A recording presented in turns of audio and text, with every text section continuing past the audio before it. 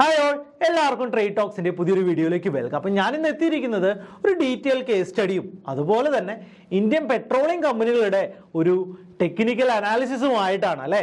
അപ്പോൾ petroleum കമ്പനികളായിട്ടുള്ള Reliance, അതുപോലെ തന്നെ BPCL, ഇന്ത്യൻ ഓയിൽ തുടങ്ങിയ കമ്പനികളിൽ നമ്മൾ കഴിഞ്ഞൊരു ക്വാർട്ടറിൽ വലിയൊരു ബുൾ റാലി നമുക്ക് കാണാനായിട്ട് സാധിച്ചു. എന്താണ് അതിൻ്റെ റീസൺ? മറ്റൊന്നുമല്ല, റഷ്യയിൽ നിന്ന് നമുക്ക് ലഭിക്കുന്ന ഡിസ്കൗണ്ട് പെട്രോളാണ് അല്ലേ.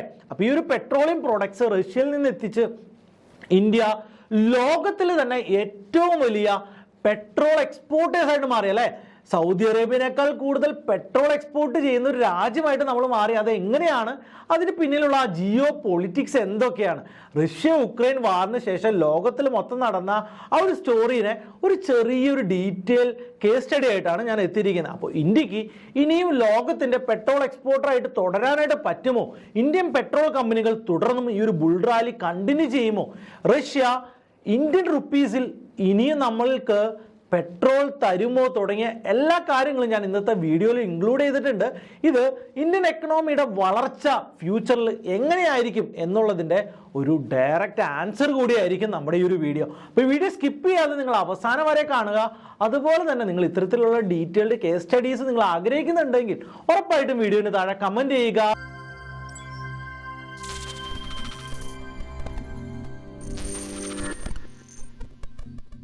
നമ്മുടെ കഥ തുടങ്ങുന്നത് റഷ്യ ഉക്രൈൻ വാറിൽ നിന്നാണ്. അപ്പോൾ ഈ റഷ്യ ഉക്രൈൻ വാർ നടക്കുന്ന സമയം വരെ യൂറോപ്പാണ് റഷ്യയിൽ നിന്ന് ഏറ്റവും കൂടുതൽ നാച്ചുറൽ ഗ്യാസും അതുപോലെ തന്നെ ക്രൂഡ് ഓയിലും പർച്ചേസ് ചെയ്തുകൊണ്ടിരുന്നത്. ഇതിന് റഷ്യയിൽ നിന്ന് ഡയറക്റ്റ് പൈപ്പ് ലൈനുകൾ വരെ ജർമ്മനിയിലേക്കൊക്കെ ഉണ്ടായിരുന്നു. ജർമ്മനിയുടെ ടോട്ടൽ നീഡിൻ്റെ ഏകദേശം 70% എനർജി കൊടുത്തിരുന്നത് ആരാണ്? റഷ്യയാണ് അല്ലേ. ഈ ഒരു റഷ്യ ഉക്രൈൻ വാറിൽ നിന്ന് യൂറോപ്യൻ യൂണിയൻ മൊത്തത്തിലൊരു തീരുമാനം എടുക്കുകയാണ്. റഷ്യയിൽ നിന്ന് ഇനി മുതൽ ക്രൂഡ് ഓയിലോ നാച്ചുറൽ ഗ്യാസോ ഞങ്ങൾ വാങ്ങുന്നില്ല എന്നുള്ളത്. ഒരൊറ്റ ദിവസം കൊണ്ട് ആ ഒരു ഡിസിഷൻ എക്സിക്യൂട്ട് ചെയ്യുന്നില്ല. എന്നാലും സ്റ്റെപ്പ് ബൈ സ്റ്റെപ്പായിട്ട് ജർമ്മനിയും മറ്റ് യൂറോപ്യൻ രാജ്യങ്ങളും ഈ ഒരു തീരുമാനം വളരെ നല്ല രീതിയിൽ എക്സിക്യൂട്ട് ചെയ്യുകയാണ്. ആ ഒരു സാഹചര്യം മാത്രമല്ല, സ്വിഫ്റ്റിൽ നിന്ന്, ഇന്റർനാഷണൽ പ്രൈസിൽ നിന്ന്, നമ്മുടെ സ്വിഫ്റ്റിൽ നിന്ന് റഷ്യനെ അമേരിക്ക ബാൻ ചെയ്യുകയാണ് അല്ല. അമേരിക്കൻ ഡോളറിൻ്റെ ഫോറിൻ റിസർവ് എല്ലാം ഒരു വിലയും ഇല്ലാത്ത അവസ്ഥയിലോട്ട് റഷ്യ മാറുകയാണ്. ഈ ഒരു അവസരത്തിലാണ് റഷ്യൻ ഓയിൽ ഡിസ്കൗണ്ടിൽ ഇന്ത്യക്കും ചൈനയ്ക്കും കൊടുക്കാമെന്ന് റഷ്യ ഇന്ത്യയോട് പറയുന്നത്. അപ്പോൾ നമ്മൾ മറ്റൊന്നും നോക്കിയില്ല.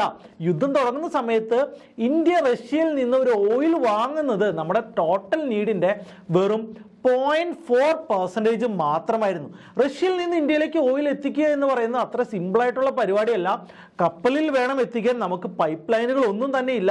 ഏകദേശം ഒരു മാസം കപ്പലിൽ നിറച്ചതിന് ശേഷം കപ്പൽ ട്രാവൽ ചെയ്താൽ മാത്രമാണ് നമ്മുടെ ഇന്ത്യൻ പോർട്ടുകളിൽ നമുക്ക് റഷ്യൻ ഓയിൽ എത്തിക്കാനായിട്ട് സാധിക്കുള്ളൂ. അതുമാത്രമല്ല, റഷ്യൻ ഓയിൽ വളരെ ലോ ക്വാളിറ്റി ഓയിലാണ്. നമ്മൾ സൗദി അറേബ്യയിൽ നിന്നും അല്ലെങ്കിൽ മിഡിൽ ഈസ്റ്റിൽ നിന്നും നമുക്ക് ലഭിക്കുന്ന ഓയിൽ വെച്ച് നോക്കുമ്പോൾ നമുക്ക് പ്യൂരിഫിക്കേഷൻ കോസ്റ്റ് കുറച്ച് കൂടുതലാണ് എന്നുള്ളത് കൊണ്ടാണ് അത്രയും കാലം ഇന്ത്യ റഷ്യയിൽ നിന്ന് ഓയിൽ വാങ്ങാതെയായത്. ഈ യുദ്ധമൊക്കെ ഇങ്ങനെ കൊടുമ്പിരി കൊണ്ട് നിൽക്കുന്ന സമയത്ത് റഷ്യ ലോകത്തിന് മുൻപിൽ വെച്ചൊരു കാര്യമുണ്ട്. ഇപ്പോൾ ക്രൂഡ് ഓയിലിന് $80 ഉള്ളൂ, യുദ്ധം നിങ്ങൾ കണ്ടിന്യൂ ചെയ്യാണ്, ഞങ്ങളുടെ കയ്യിൽ നിന്ന് നിങ്ങൾ ഓയിൽ വാങ്ങുന്നില്ലെങ്കിൽ ഞങ്ങൾ മൊത്തത്തിലുള്ള സപ്ലൈ കട്ട് ചെയ്യും. ക്രൂഡ് ഓയിലിൻ്റെ വില $100 $200 കഴിഞ്ഞു പോകും. ഞങ്ങളുടെ കയ്യിൽ കുറേ ക്രൂഡ് ഓയിൽ ഉണ്ട്, ഞങ്ങളിത് വിറ്റ് വലിയ സമ്പന്നന്മാരാകുമെന്നാണ് റഷ്യ വിചാരിച്ചിരുന്നത്. ഈ സമയത്ത് എന്ത് ചെയ്യുന്നു? ആരും ക്രൂഡ് ഓയിൽ വാങ്ങാനില്ലാത്തൊരവസ്ഥയിലോട്ട് പോവുകയും സപ്ലൈ ഇന്റർനാഷണൽ മാർക്കറ്റിൽ കുറയുകയും ചെയ്ത സമയത്ത് ക്രൂഡ് ഓയിലിൻ്റെ വില $120 എത്തുകയാണ്. ആ സമയത്താണ് റഷ്യ ഇന്ത്യക്ക് $30-40 വിലക്കുറവിൽ ക്രൂഡ് ഓയിൽ കിട്ടുകയാണ് ഇന്ത്യക്കും അതുപോലെ തന്നെ ചൈനയ്ക്കും. നമ്മൾ വേറെ ഒന്നും നോക്കിയില്ല, ഇരു കൈയും സ്വീകരിച്ച് റഷ്യയിൽ നിന്ന് ക്രൂഡ് ഓയിലൊക്കെ വാങ്ങി. അത് ആ സമയത്ത് വലിയ ന്യൂസൊക്കെ ആയിരുന്നു. ആ സമയത്ത് അമേരിക്കയും യൂറോപ്യൻ രാജ്യങ്ങളും ഇന്ത്യക്കെതിരെ വലിയ ടോക്ക് തന്നെയാണ് സംസാരിച്ച്. ഇന്ത്യ വഞ്ചകന്മാരാണ്, ഇന്ത്യ ഞങ്ങളുടെ കൂടെ നിൽക്കുന്നില്ല തുടങ്ങിയ വലിയ സ്റ്റേറ്റ്മെൻറ്റുകളൊക്കെ വന്നു കഴിഞ്ഞപ്പോൾ ഇന്ത്യ പറഞ്ഞത് യൂറോപ്പ് ഒരു ദിവസം വാങ്ങുന്ന ക്രൂഡ് ഓയിൽ ഇന്ത്യ ഒരു വർഷം വാങ്ങുന്നുള്ളൂ എന്നാണ്. അതൊക്കെ കഴിഞ്ഞ് മാസങ്ങളും വർഷങ്ങളൊക്കെ ഇങ്ങോട്ട് കഴിഞ്ഞു കഴിഞ്ഞപ്പോൾ ഇന്ത്യ ടോട്ടൽ ഇമ്പോർട്ടിൻ്റെ 40% ക്രൂഡ് ഓയിലും റഷ്യയിൽ നിന്ന് വാങ്ങാനായിട്ട് തുടങ്ങി.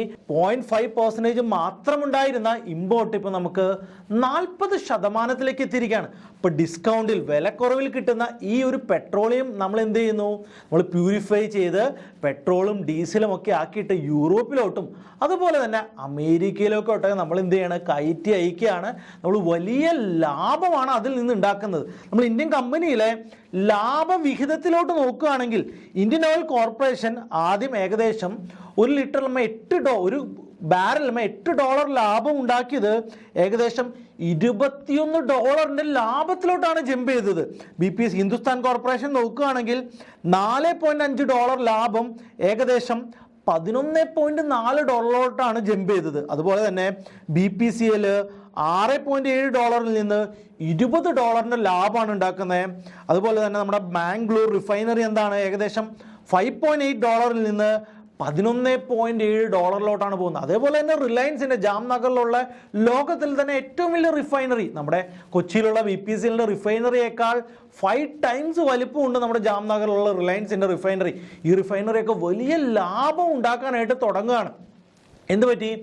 അമേരിക്ക ഒരു പ്രൈസ് കട്ട് വെച്ചിട്ടുണ്ട്. റഷ്യയിൽ നിന്ന് ആരും ഓയിൽ വാങ്ങിക്കോ, യാതൊരു പ്രോബ്ലവും ഇല്ല, എന്നാൽ $60 കൂടുതൽ സ്പെൻഡ് ചെയ്യാൻ പാടില്ല. അങ്ങനെയാണെങ്കിൽ ഞങ്ങളിങ്ങനെ മിണ്ടാതിരിക്കില്ലെന്നാണ് അമേരിക്ക പറയുന്നത്. അമേരിക്കയുടെ ആവശ്യം എന്താണ്?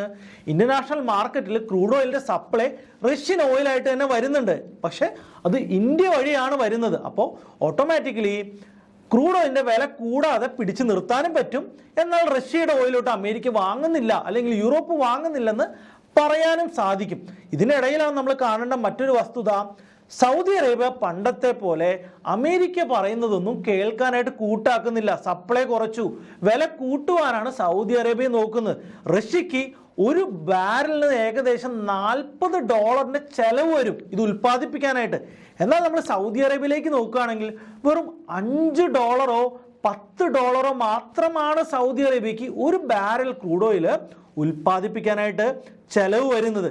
ഈ $40 ഉൽപ്പാദിപ്പിക്കുന്ന ഓയിൽ ഷിപ്പിൽ കയറ്റി ഇൻഷുറൻസ് എല്ലാം കൊടുത്ത് ഷിപ്പിൻ്റെ വാടകയും കൊടുത്ത് റഷ്യ $60 താഴെയുള്ളൊരു വിലയ്ക്കാണ് ഇന്ത്യക്ക് തരുന്നത്. ഏകദേശം ഒരു $55 ആണ് എന്ന് കരുതുക. ആദ്യമൊക്കെ റഷ്യക്ക് $1 $2 ഒക്കെയാണ് ലാഭം കിട്ടിയതെങ്കിൽ ഇപ്പോൾ റഷ്യ $1 മുതൽ $2 വരെ ഒരു ബാരലിൽ നഷ്ടം സഹിച്ചാണ് ഇന്ത്യക്ക് തരുന്നത് എന്ന് പറയാം. ഇന്ത്യ വാങ്ങുന്നതിനേക്കാൾ കൂടുതൽ ചൈന വാങ്ങുന്നുണ്ട്. ചൈന 100% റഷ്യയുടെ ഓയിൽസും വാങ്ങാൻ റെഡിയാണ്. എന്നാൽ ചൈനയെ മാത്രം ഡിപ്പെൻഡ് ചെയ്ത് നിലനിൽക്കാതിരിക്കുന്നതിന് വേണ്ടിയിട്ടാണ് കുറച്ച് ഓയിൽ ഇന്ത്യക്ക് കൂടി തരുന്നത്. ഇന്ത്യ അതിൽ നിന്ന് വലിയ ലാഭം തന്നെ ഉണ്ടാക്കുന്നുണ്ട് എന്ന് നമ്മൾ കണ്ടു കഴിഞ്ഞു അല്ലേ. അപ്പോൾ ഈ ഒരു കമ്പനികൾ വലിയ ലാഭം ഉണ്ടാക്കുകയാണ്. അപ്പോൾ ഈ ഒരു ലാഭം ഉണ്ടാക്കുന്നതിൻ്റെ ഭാഗമായിട്ട് എന്താണ്, ഈ കമ്പനികളുടെ പ്രൈസിൽ വലിയൊരു ജമ്പാണ് ഉണ്ടാകുന്നത്. ഇന്ത്യൻ എക്കണോമിക്ക് നല്ലൊരു ബൂസ്റ്റാണ്. ഇന്ത്യൻ റിഫൈനറീസിലെ ജോലിക്കാർക്കെല്ലാം നല്ല ജോലി കിട്ടുന്നുണ്ട്. 24 hours നമ്മുടെ റിഫൈനറീസ് ഫുൾ ഫെച്ചിൽ വർക്ക് ചെയ്യുന്നുണ്ട് അല്ലേ. അപ്പോൾ ഈ പറയുന്ന ഇന്ത്യൻ ഓയിലിൻ്റെ ആണെങ്കിലും BPCLൻ്റെ ആണെങ്കിലും റിലയൻസിൻ്റെ ഒക്കെ ചാർട്ട് എടുത്ത് നോക്കിക്കഴിഞ്ഞാൽ ഈ ഒരു ബുൾ റാലി നിങ്ങൾക്ക് കൃത്യമായിട്ട് ഐഡൻറ്റിഫൈ ചെയ്യാനായിട്ട് സാധിക്കും. പെട്ടെന്ന് ഇതൊക്കെ പറയുന്ന എന്തിന്? ഈ റാലി കണ്ടിന്യൂ ചെയ്യില്ലേ? റഷ്യ എന്തേ ഓയിൽ തരില്ലേ? യുദ്ധം കണ്ടിന്യൂ ചെയ്യുന്നുണ്ടല്ലോ എന്നൊക്കെയാണ് നമ്മൾ പറയുന്നത്. ഇവിടെയാണ് റഷ്യക്ക് ഡോളറിൽ നമുക്ക് ക്രൂഡ് ഓയിൽ തരാനായിട്ട് പറ്റില്ല. കാരണം എന്താ? റഷ്യക്ക് ഡോളർ കിട്ടിയിട്ട് ഒരു കാര്യമില്ല അല്ലേ. റഷ്യയുടെ ഡോളർ മറ്റ് രാജ്യങ്ങൾ അക്സെപ്റ്റ് ചെയ്യാൻ പാടില്ലെന്നാണല്ലോ അമേരിക്ക പറഞ്ഞിരിക്കുന്നത്, അല്ലെങ്കിൽ സ്വിഫ്റ്റിൽ നിന്ന് ബ്ലോക്ക് ആക്കിയിരുന്നത്. അപ്പോൾ റഷ്യ നമുക്ക് ഓയിൽ തന്നുകൊണ്ടിരുന്നത് റുപ്പീസിലാണ്. ഇന്ത്യൻ പൈസ കളക്ട് ചെയ്തിട്ട് റഷ്യ നമുക്ക് ഓയിൽ തന്നുകൊണ്ടിരുന്നു. അപ്പോൾ നമ്മൾ വലിയ ന്യൂസായിട്ട് പറഞ്ഞു, റഷ്യ ഇന്ത്യ തമ്മിലുള്ള വ്യാപാര ബന്ധം റുപ്പീസിലോട്ട് മാറി എന്നുള്ളത് വളരെ സന്തോഷമുള്ളൊരു കാര്യമാണ്. മറ്റ് രാജ്യങ്ങൾ ഈ പറയുന്ന ഇമ്പോർട്ടിനും എക്സ്പോർട്ടിനും ഇന്ത്യൻ റുപ്പീസ് ഉപയോഗിക്കുന്നത് വളരെ പോസിറ്റീവായിട്ടുള്ള നമ്മുടെ എക്കണോമിയുടെ സ്ട്രെങ്ത് കാണിക്കുന്ന കാര്യമാണ്. ബട്ട് ഇവിടെയാണ് ഇപ്പം എന്ത് പറ്റി? റഷ്യ ഇങ്ങനെ ഓയിൽ തരുന്നു, നമ്മൾ റുപ്പീസ് കൊടുക്കുന്നു. റഷ്യയിൽ ഇന്ത്യൻ റുപ്പീസ് കൊണ്ട് ഒന്നും ചെയ്യാൻ പറ്റാത്ത ഒരു അവസ്ഥയിലെത്തി. ഈ റുപ്പീസ് എന്താണ് റഷ്യക്ക് ചെയ്യാൻ പറ്റുക? ഇന്ത്യയിൽ നിന്ന് ഇനി എന്തെങ്കിലും അങ്ങോട്ട് ഇമ്പോർട്ട് ചെയ്യുമ്പോൾ ആ പൈസ നമുക്ക് തിരിച്ചു തരാനായിട്ട് പറ്റും. ഇന്ത്യയിൽ നിന്ന് ഇമ്പോർട്ട് ചെയ്യാനായിട്ട് അവർക്ക് വലിയ കാര്യമായിട്ട് ഒന്നുമില്ല. എന്നുള്ളതാണ് സത്യം. അപ്പോൾ എല്ലാ ദിവസവും നമ്മൾ വാങ്ങുന്ന ക്രൂഡ് ഓയിലിന് പാരലായിട്ട് നമ്മൾ പൈസ കൊടുക്കുന്നു. ആ പൈസ ഒരു ഉപയോഗമില്ലാതെ റഷ്യയിൽ ഇങ്ങനെ ഇരിക്കുകയാണ്. എന്നാൽ ചൈനയിലേക്ക് നോക്കുമ്പോൾ എങ്ങനെയാണ്? ചൈനയുടെ യുവാൻ കൊടുത്തിട്ടാണ് ക്രൂഡ് ഓയിൽ വാങ്ങുന്നതെങ്കിൽ റഷ്യക്ക് തിരിച്ച് അതിനേക്കാൾ ഇരട്ടി യുവാൻ അങ്ങോട്ട് കൊടുത്തിട്ട് വേണം ചൈനയിൽ നിന്ന് എല്ലാ ഇമ്പോർട്ടും കൊടുക്കാൻ, അല്ലെ? ലോകത്തിന്റെ ഫാക്ടറി ആയിട്ടാണ് ചൈന വർക്ക് ചെയ്യുന്നത്. റഷ്യക്ക് ആവശ്യമുള്ള എല്ലാ സാധനങ്ങളും പ്രൊവൈഡ് ചെയ്യാൻ ചൈന റെഡിയാണ്. എന്നാൽ ഇന്ത്യക്ക് അങ്ങനെ കൊടുക്കാൻ മാത്രം ഒന്നുമില്ലാത്തത് കൊണ്ട് തന്നെ ഇനിയും റഷ്യ പറഞ്ഞിരിക്കുന്നത്, ഇനി റുപ്പീസിൽ ഞങ്ങൾ എക്സ്പോർട്ട് ചെയ്യാൻ റെഡിയല്ല, നമുക്ക് വേറെ എന്തെങ്കിലും കറൻസിയോ അല്ലെങ്കിൽ വേറെ എന്തെങ്കിലും ഒരു സൊല്യൂഷൻ ഇതിന് കണ്ടെത്തണം എന്നുള്ളതാണ് ഇപ്പോൾ ഡയറക്റ്റ് റഷ്യ പറഞ്ഞിരിക്കുന്നത്. അങ്ങനെയാണെങ്കിൽ നമുക്ക് പഴയ പോലെ ഒരു പക്ഷേ ഇത്തരത്തിൽ ഡിസ്കൗണ്ടിലോ അല്ലെങ്കിൽ റഷ്യയിൽ നിന്ന് ഓയിൽ വാങ്ങാനോ സാധിക്കില്ല. $60 മുകളിൽ എന്തായാലും പോകാൻ സാധിക്കില്ല. അത് അമേരിക്ക സമ്മതിക്കുകയില്ല. അപ്പോൾ റഷ്യ ഒരിക്കലും ഈ ഒരു നഷ്ടം സഹിച്ചുകൊണ്ട് ഇനിയും അങ്ങോട്ട് ഇന്ത്യക്ക് ഓയിൽ തരുമെന്ന് നമുക്ക് വിശ്വസിക്കാനായിട്ട് പറ്റില്ല. അല്ലെങ്കിൽ മേക്ക് ഇൻ ഇന്ത്യയുടെ ഒക്കെ പാർട്ടായിട്ട് റഷ്യയുടെ സഹകരണത്തോടു കൂടി ഇന്ത്യൻ എക്കണോമിയിൽ വലിയൊരു കുതിച്ചുചാട്ടം ഈ ഒരു വർഷങ്ങളിൽ ഉണ്ടായിക്കഴിഞ്ഞാൽ റഷ്യ റെഡിയാകും. ഇതേ ഡിസ്കൗണ്ടിൽ നമുക്ക് ഓയിൽ പിന്നെയും തരാനായിട്ട് അവർ തയ്യാറാകും എന്നുള്ളതാണ്. അപ്പോൾ ഈ ഒരു കമ്പനികളുടെ ചാർട്ടിൽ പ്രൈസിൽ വലിയൊരു ജമ്പ് ഉണ്ടായത് ഒരു പക്ഷേ ഇനി ഒരു 3 to 6 months ചിലപ്പോൾ നമുക്ക് കാണാൻ സാധിക്കില്ല. ഒരു ചെറിയൊരു കറക്ഷനൊക്കെ ഈ ചാർട്ടുകളിൽ വന്നേക്കാം. റിലയൻസ്, BPCL, അതുപോലെ തന്നെ ഇന്ത്യൻ ഓയിൽ കോർപ്പറേഷൻ്റെ ഒക്കെ ചാർട്ടിൽ നമ്മളത് കഴിഞ്ഞ ആഴ്ച മുതൽ കണ്ടു തുടങ്ങി. ഇന്ത്യൻ എക്കണോമിയിൽ പെട്ടെന്നൊരു പച്ച വെളിച്ചം കണ്ടതാണ്. അപ്പോൾ ഒരു പച്ച വെളിച്ചത്തിന് ചെറിയൊരു സ്ലോ ഡൗൺ ഒരു പക്ഷേ ഇതുകൊണ്ട് ഉണ്ടാകാം. അതുകൊണ്ടൊന്നും നമ്മൾ തളരില്ല.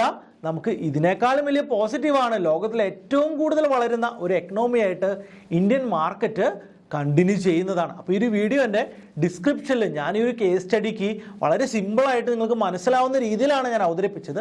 എന്നാലും കൂടുതൽ റിസർച്ച് ചെയ്യണം എന്ന ആഗ്രഹമുള്ള ആളുകൾക്ക് വേണ്ടിയിട്ട് ഞാൻ ഈ റിസർച്ചിന് ഉപയോഗിച്ച ന്യൂസ് കട്ടിങ്, ന്യൂസിൻ്റെ ലിങ്ക്, അതുപോലെ തന്നെ റിസർച്ച് പേപ്പേഴ്സിൻ്റെ ലിങ്ക് എല്ലാം ഞാനിവിടെ താഴത്ത് ഡിസ്ക്രിപ്ഷനിൽ ഇടുന്നുണ്ട്. അപ്പോൾ നിങ്ങൾ കൂടുതൽ റിസർച്ച് ചെയ്യാനായിട്ട് നിങ്ങൾക്ക് ആഗ്രഹമുണ്ടെങ്കിൽ ആ ലിങ്കുകൾ ഉപയോഗിച്ചുകൊണ്ട് ഈ ഡാറ്റയൊക്കെ നിങ്ങൾക്ക് കുറച്ചുകൂടി വളരെ ക്ലാരിറ്റിയോടുകൂടി നിങ്ങൾക്ക് മനസ്സിലാക്കാൻ സാധിക്കുന്നതാണ്. അപ്പോൾ ഇത്തരത്തിലുള്ള സ്റ്റോക്ക് മാർക്കറ്റിൻ്റെ മൂവ്മെൻറ്റുകൾ ജിയോ പൊളിറ്റിക്സുമായിട്ട് ബന്ധപ്പെട്ട് കിടക്കുന്നതാണ്. അപ്പോൾ ഇത്തരത്തിലുള്ള ജിയോ പൊളിറ്റിക്സ് മൂവ്മെൻറ്റുകളും സ്റ്റോക്ക് മാർക്കറ്റ് മൂവ്മെൻറ്റുകളും റിലേറ്റ് ചെയ്തിട്ടുള്ള കേസ് സ്റ്റഡീസ് നിങ്ങൾക്ക് ഇഷ്ടമാണെങ്കിൽ ഉറപ്പായിട്ടും താഴത്ത് കമൻറ്റ് ചെയ്യുക. ഈ ഒരു ടോപ്പിക്കുമായിട്ട് ബന്ധപ്പെട്ടിട്ട് നിങ്ങൾക്ക് എക്സ്ട്രാ എന്തെങ്കിലും പോയിന്റ്സ് ആഡ് ചെയ്യണം എന്ന ആഗ്രഹമുണ്ടെങ്കിലും എന്ത് ചെയ്യുക, ഈ വീഡിയോയ്ക്ക് താഴെ കമൻറ്റ് ചെയ്യുക. ഇതുപോലുള്ള അടിപൊളി വീഡിയോ ആയിട്ട് ഞാൻ വീണ്ടും വരുന്നവരേക്കും ഗുഡ് ബൈ.